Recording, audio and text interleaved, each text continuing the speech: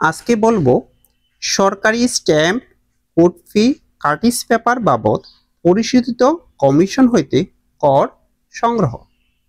ধারা 127-এ সরকারি stamp, court ফি, cartridge paper বা অনুরূপ প্রকৃতির অন্য কোনো কিছু বিক্রয়ের বিপরীতে কোনো কমিশন, বাট্টা বা ফি উহা যে নামেই অভিহিত হোক না কেন, উহা যেই নামে অভিহিত হোক না কেন, পরিশোধকালে পরিশোধের দায়িত্বপ্রাপ্ত পরিশোধের জন্য দায়িত্বপ্রাপ্ত ব্যক্তি উক্তরূপ পরিশোধিত